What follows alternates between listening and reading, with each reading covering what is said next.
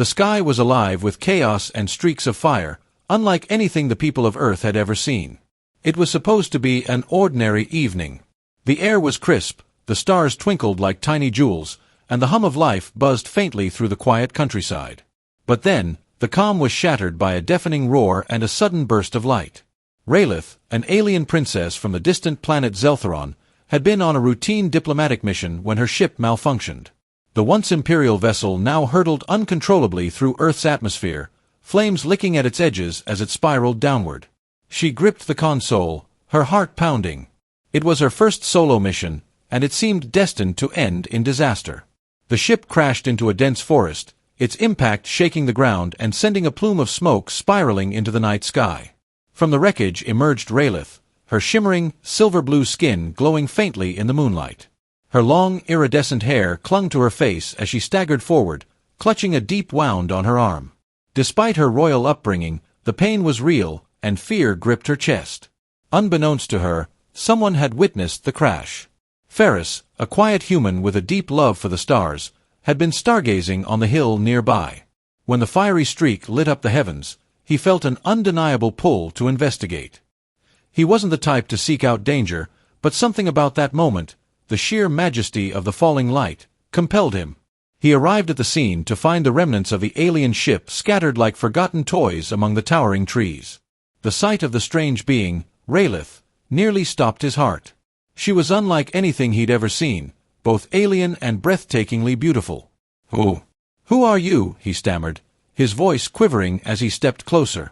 Rayleigh's eyes, which shimmered like molten silver, locked onto his. She tried to speak, but Earth's air was heavy and unfamiliar to her lungs. She collapsed before she could utter a word. Without hesitation, Ferris rushed forward.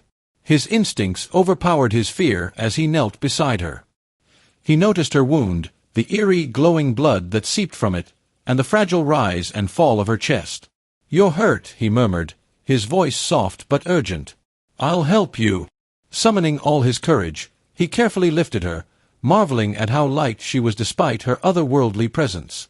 He carried her to the small cabin he called home, nestled at the edge of the forest.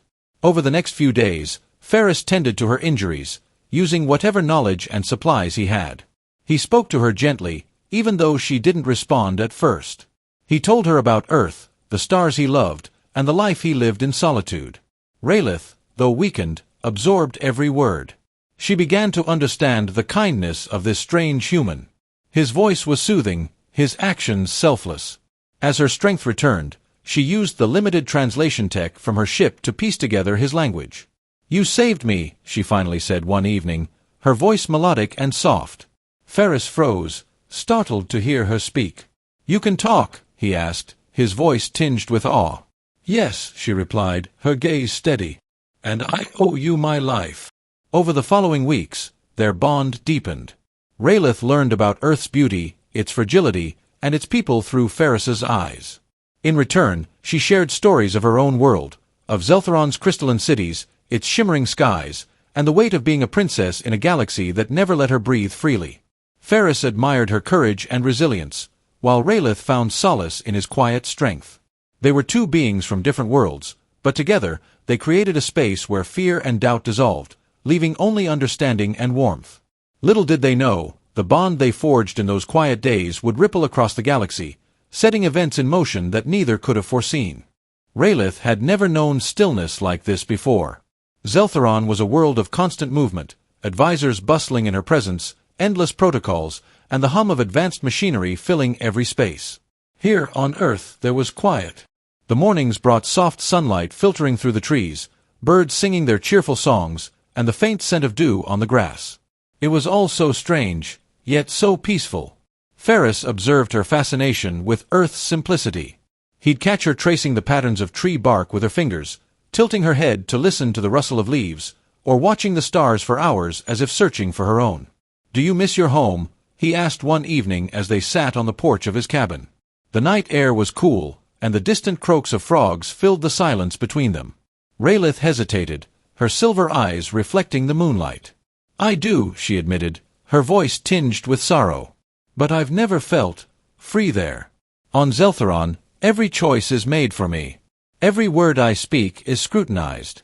Here, I can breathe without fear of judgment.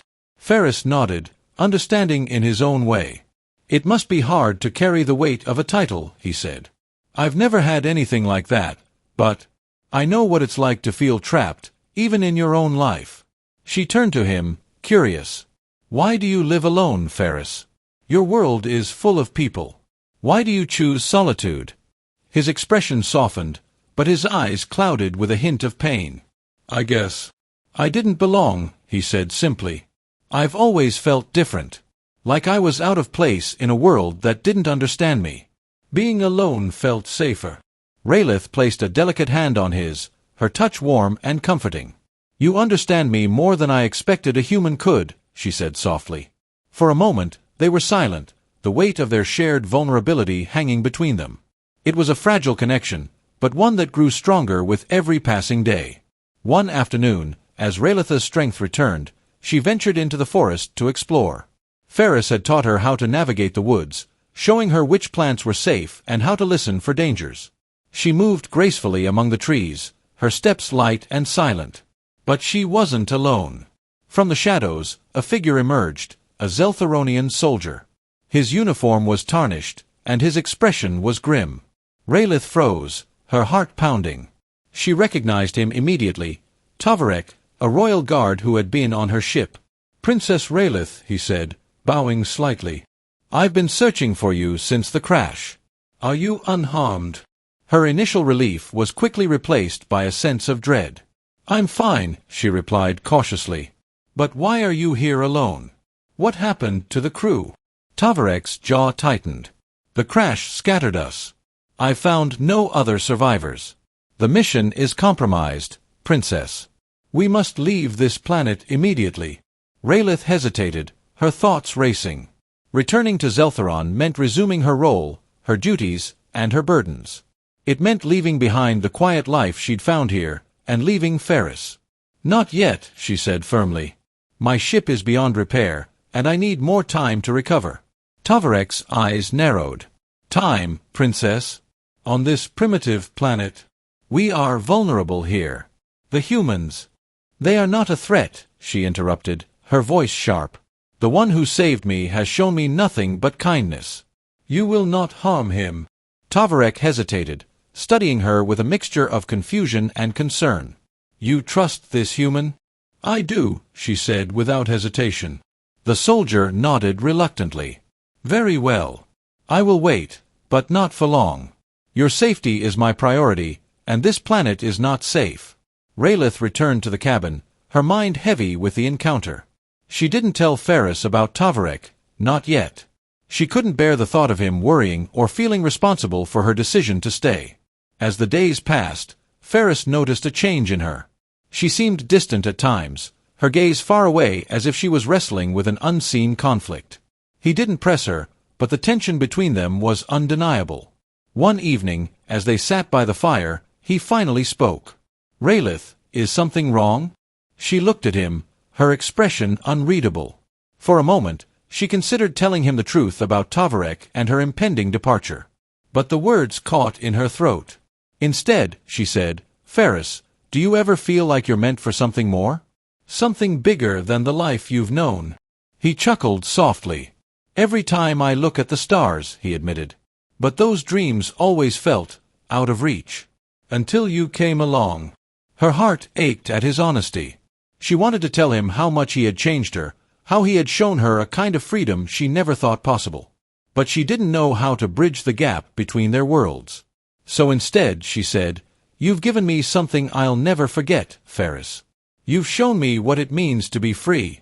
And you've shown me what it means to care about someone, he replied, his voice gentle. Their eyes met, and for a moment, the weight of their unspoken feelings hung in the air. But the peace of that moment wouldn't last. Outside, in the shadows of the forest, Tavarek watched silently, his expression grim. The days following Raylith's encounter with Tavarek were filled with tension. The peaceful routine they had developed, gathering herbs from the forest, sitting in front of the fire, speaking in the quiet hours of the night, began to feel fragile, as if it could shatter at any moment. Ferris could feel it too, the unspoken distance that had grown between them, though neither of them knew how to fix it. Raylith had always been aware that her time on Earth was limited. The more she thought about it, the more certain she became. The crash had been no accident. It had been a cosmic pull, bringing her to this planet and this human. But now, as she watched him from the doorway of the cabin one morning, she realized she couldn't stay. She couldn't keep running from her destiny, no matter how much it hurt. "Ferris," she said quietly, her voice trembling with a mixture of resolve and sorrow. "I need to talk to you." She turned away from the door, her back stiff as she faced him. Ferris, who had been mending a small fence outside, looked up at her. The early morning light cast a warm glow across her features, and for a moment, the world seemed to pause. "What's wrong?" he asked, his voice gentle but laced with concern. She walked toward him, her movements slow and deliberate. "I've been thinking," she began. "I can't stay here. I'm not free, not really. I'm a princess. I have responsibilities. I have a duty to my people, to my world." The words stung Ferris like a sharp blade, though he tried not to show it. "But what about us? What about the life we've started here?" She shook her head, her silver eyes filled with pain. "I don't know what this is. I don't know if I can even understand it. But I do know that I can't abandon everything just to stay here." Her voice broke slightly, and she took a deep breath. "I'm sorry." Ferris stood motionless, his heart pounding in his chest. He wanted to say something, anything, that would make her stay. But the weight of her words pressed down on him, and the words failed him. "Raylith, please," he said softly, his voice strained with emotion. "You don't have to go. You can stay with me. He stopped himself. He'd never been good at expressing his feelings, and now wasn't the time to stumble over words. "I don't want to leave," she whispered, taking a step toward him. Her hand reached out, brushing lightly against his. The warmth of her touch sent a jolt through his body, but the pain in her eyes made him pull away. Raylith turned away, her body tense as she gazed at the horizon. "The truth is, I'm not sure I can live this way forever. I can't live a life that's hidden in the shadows. I've already abandoned too much of myself by staying here." She clenched her fists at her sides. "The people of Zeltheron will never understand. They'll never accept my choice." Ferris felt his chest tighten as the silence between them grew heavier. He wanted to reach out, to pull her close and tell her it was okay, that he would protect her no matter what. But the words were stuck, and the distance between them felt like an ocean, wide and unforgiving. It was then that they heard the rustle in the trees. At first, it was barely a whisper, a distant crackle in the underbrush. But it grew louder, closer, until there was no denying it. Someone was coming. Ferris turned toward the sound, his instincts kicking in. He grabbed Raylith's arm, pulling her back against the cabin. His eyes scanned the forest, his heart racing. "Who's there?" he called out, his voice sharp and demanding. From the shadows, Tavarek stepped into view. His face was grim, his posture rigid, and his eyes cold. "You shouldn't have ignored me, Princess," he said, his voice carrying a quiet, dangerous tone. Raylith's heart sank. "Tavarek, what are you doing here?" Her voice was a mixture of anger and desperation. "I told you I needed more time. I don't want to leave yet." "The time for decisions has passed," Tavarek replied, his gaze flickering toward Ferris. "The Council has ordered your return. This planet, this human," he trailed off, his voice laced with disdain, "they are a distraction you can no longer afford." Ferris stepped forward, his anger flaring. "You can't just come here and tell her what to do." His hands clenched into fists at his sides. "She doesn't belong to you. She doesn't owe you anything." Tavarek's eyes narrowed. "You misunderstand. Princess Raylith belongs to Zeltheron, to her people. You, human, are nothing but a passing moment in her life. It's time for her to leave this primitive world behind." Raylith felt a cold wave of anger sweep through her.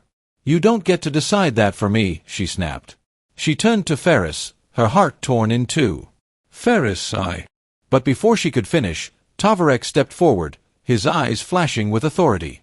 "Enough." His voice echoed like a command, silencing her immediately. "You will return with me now, or I will make you." A deep silence settled between them, thick with the weight of the choices that hung in the air. Ferris stood between them, his body tense, ready for anything. But inside, he felt a cold, sinking fear. He had to protect her. He couldn't lose her, not after everything they had shared. Rayleigh looked at Ferris, her heart breaking at the sight of him standing so bravely in front of her, the fire of determination in his eyes. He was ready to fight for her, and that moment of clarity struck her harder than anything else. "I'm not going," she said, her voice steady. "Not yet. I can't. Not like this." Tovarek scowled. "You're making a mistake, Princess." Rayleigh held her ground. "Perhaps, but it's my mistake to make." There was no more hesitation in her. As the words hung in the air, the wind picked up, carrying with it a sense of change. The battle for her freedom was only just beginning. But in that moment, Rayleigh knew one thing for certain. She would fight for what she had found on Earth, her own path, her own choices, and the human who had shown her a life she never thought possible. The silence that followed Rayleigh's declaration was thick, almost suffocating. Tovarek's glare was sharp enough to cut, his disappointment clear as he stood unmoving, his hand resting on the hilt of the weapon at his side. He had expected obedience, expected the princess to follow orders like she always had. But this defiance, this sudden fierce independence, was new to him. "You cannot win this, Princess," Tovarek said, his voice low and cold. "The Council's orders are absolute. You have no say in this matter. You cannot run from your destiny." Ferris stepped forward, his fists clenched but his voice calm. "She's not your property, and she's not running from anything. She's making her choice. The choice to stay here, with people who care about her, who want her to be happy." Tovarek's eyes flicked toward Ferris, narrowing. "You speak of things you don't understand, human. You think this is about happiness." He let out a short, humorless laugh. "There is no place for happiness in leadership, no room for feelings when the fate of an entire planet is at stake." Ferris's patience was wearing thin. "I understand more than you think," he said through gritted teeth. "I know what it means to be forced into a life that isn't yours, to carry a weight that isn't yours to bear. I know because I've been there. And I'm telling you now, Rayleigh doesn't have to live like that anymore." Rayleigh stood between them, her heart racing. The tension in the air was unbearable, a battlefield of words and threats, of two worlds clashing over a single soul. She felt torn, caught between the man who had shown her kindness and the soldier who had only ever seen her as a royal obligation. She loved them both, though in different ways, but she knew, in her gut, that this was the moment she had to choose. "I will not go with you," she said again, her voice steady. "I can't. Not like this." Tovarek's hand tightened around the weapon, but he did not draw it. Instead, he exhaled sharply, his jaw clenched in frustration. "Then you leave me no choice. I will return with reinforcements. You will come with me, Princess, whether you want to or not." Rayleigh's heart sank at the threat, but she refused to let fear cloud her resolve. She had made her decision, and nothing could change that now. "Do what you must, Tovarek. I will not follow you." With that, Tovarek turned on his heel and vanished into the forest, his footsteps heavy with determination.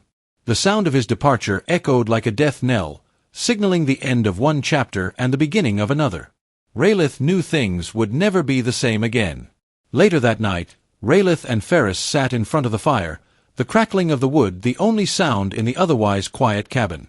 The conversation had turned to silence, both of them lost in their own thoughts. Ferris was the first to speak. "You're really going to stay, aren't you?" he asked, his voice quiet but full of emotion.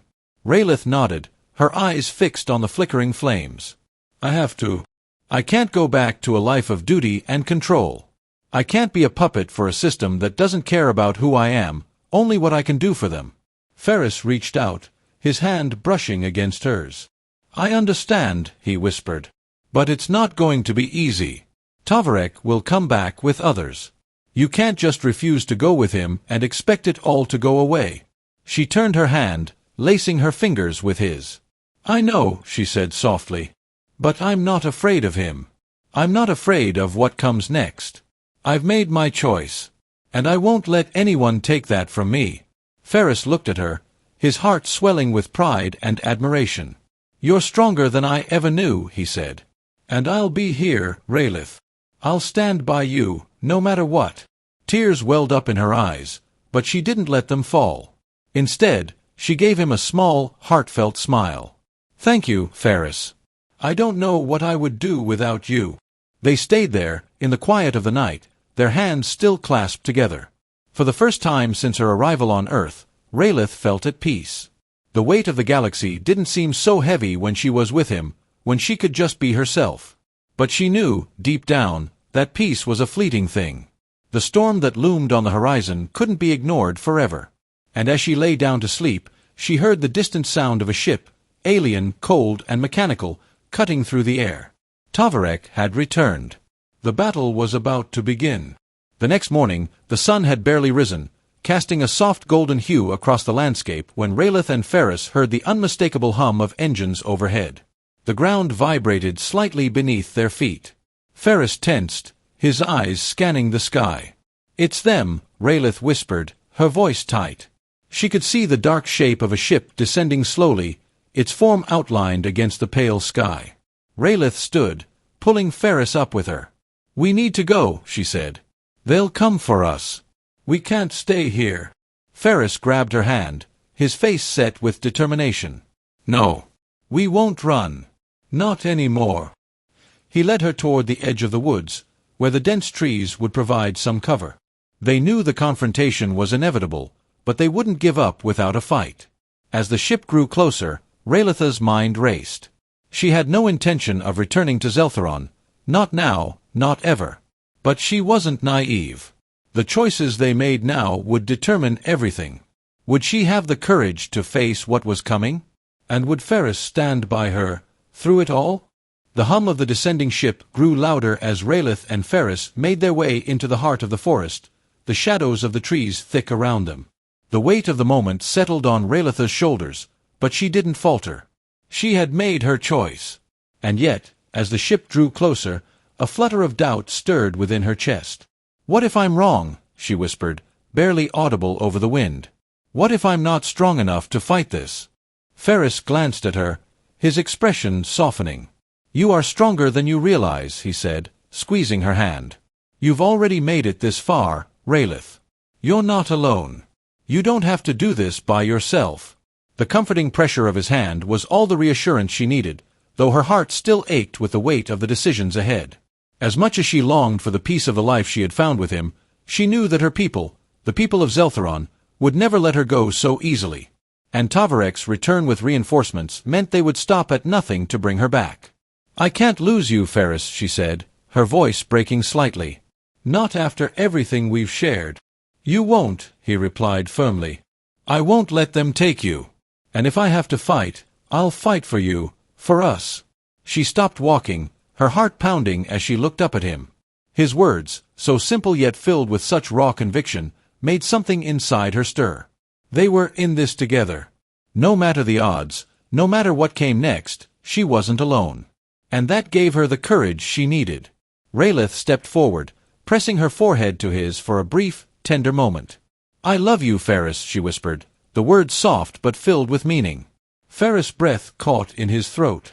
His heart hammered in his chest, and for the briefest moment, the world around them seemed to stop. The weight of the galaxy, of their individual worlds, seemed to fade away in the warmth of her embrace.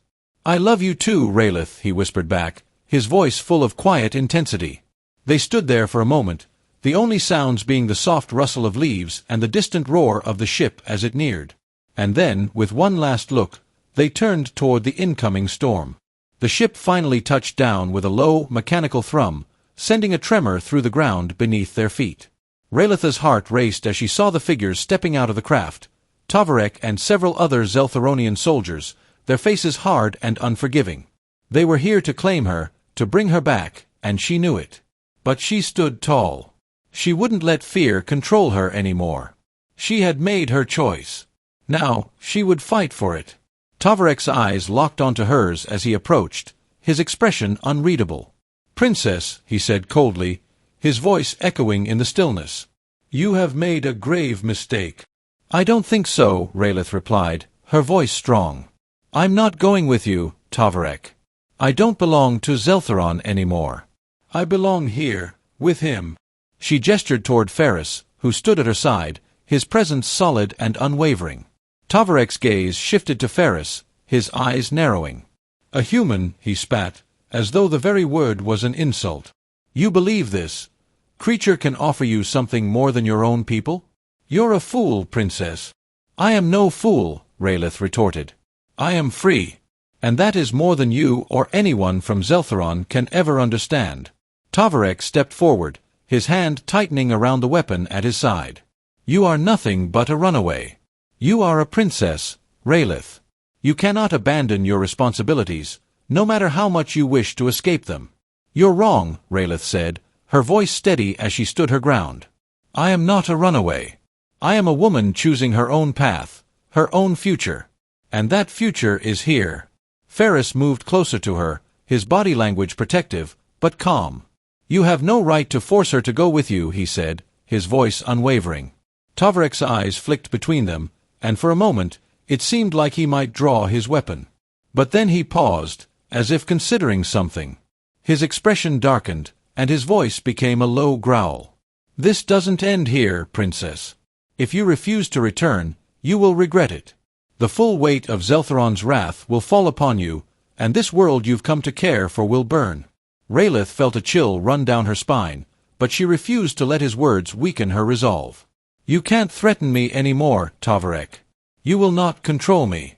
I will never return to that life. A tense silence fell between them, thick with the threat of violence. But Rayleigh knew that this moment, this standoff, was as much about power as it was about choice. She had chosen her path, and nothing, not even Tovarek's threats, would change that. Ferris stepped forward, standing beside her, ready to defend her to the very end. We will not back down, he said simply, his voice full of quiet strength. We're in this together. Tovarek hesitated, his gaze flicking between them one last time, and then, with a scoff, he turned to his soldiers.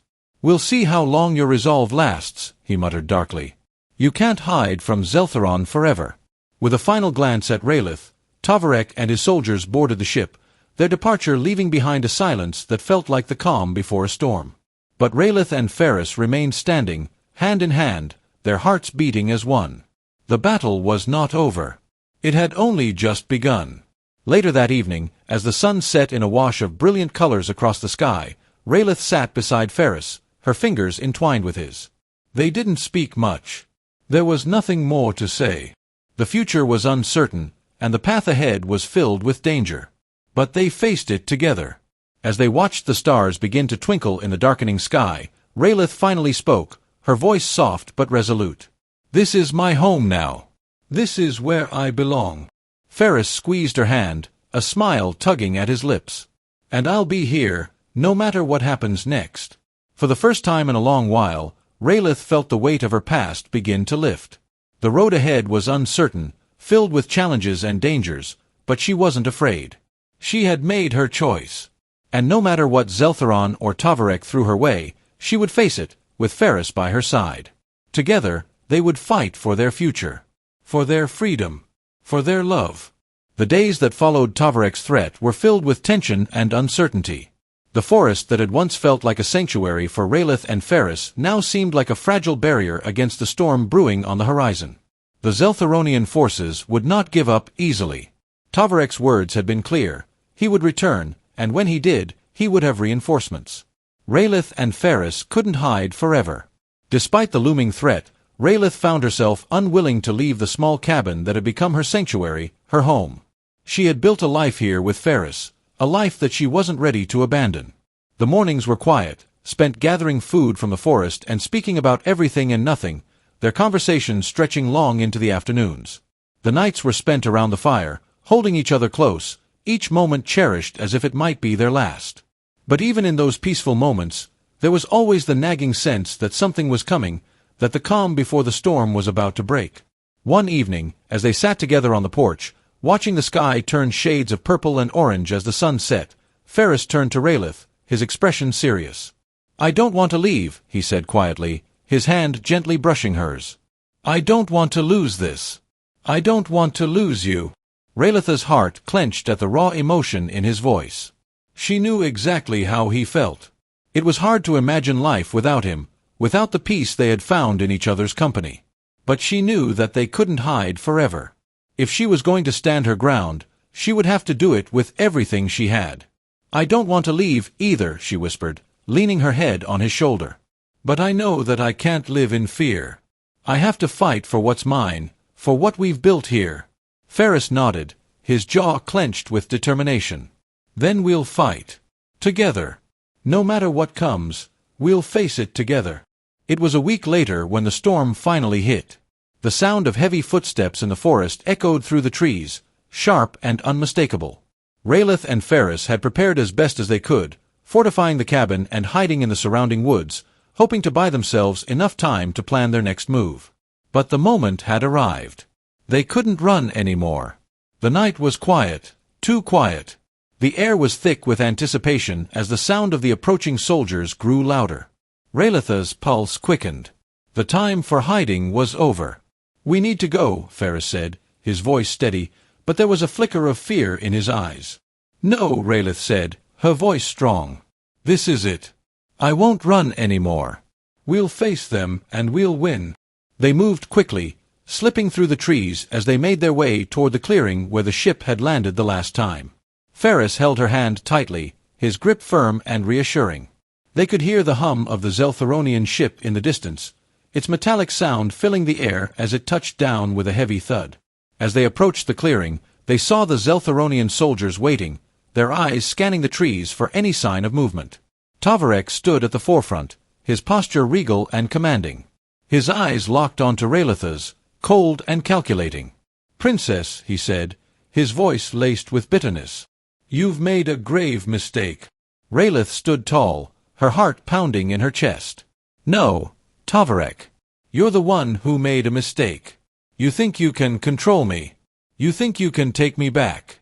But I won't go. Not now. Not ever." Tavarek's eyes narrowed, his expression filled with anger. "You are nothing but a traitor to your people. You abandoned them. And now, you will pay the price." Raylith's gaze flicked to Ferris, who stood beside her, unwavering. The time for words was over. She took a deep breath, steadying herself. "We're not going anywhere, Tavarek." With that, the battle began. The Zeltharonian soldiers were well-trained and formidable, but they had underestimated the bond between Raylith and Ferris. The couple fought side by side, a seamless unit, their movements fluid and synchronized. Ferris was quick on his feet, his human agility surprising the Zeltharonian forces. Raylith, though far from a soldier, was swift and fierce, her alien strength making her a formidable opponent. Together, they moved through the clearing, dodging attacks and striking with precision. The sound of weapons clashing, the crackle of energy shields, and the thud of bodies hitting the ground filled the air. It was chaos, a brutal, unforgiving battle. But through it all, Raylith never lost sight of her goal. Tavarek had to be stopped. She could feel his presence, his gaze constantly on her, waiting for the moment to strike. She knew that this wasn't just about physical strength, it was about willpower.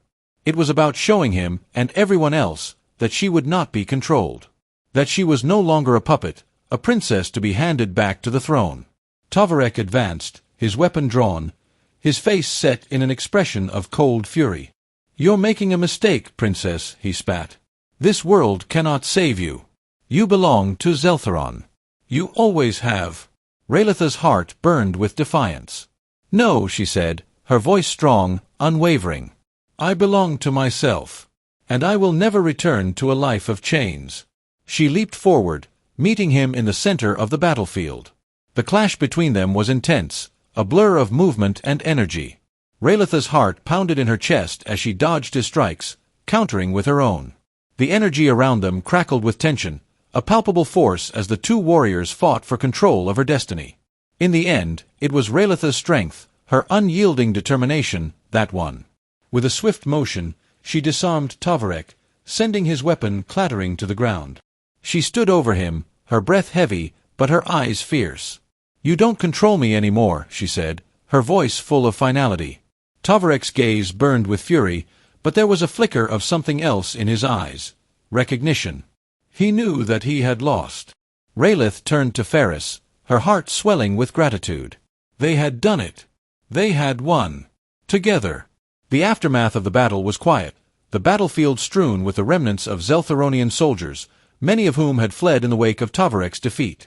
Rayleigh and Ferris stood together, side by side, their bodies bruised but their spirits stronger than ever. "I think we've earned our peace," Ferris said, his voice a gentle whisper as he looked at her, his eyes full of love and admiration. Rayleigh smiled, her heart full. "I think so too." As they stood there, watching the first light of dawn break over the horizon, Rayleigh realized that she had made the right choice. She had fought for her freedom, for her love, and for a future of her own making. And now, at long last, she was free.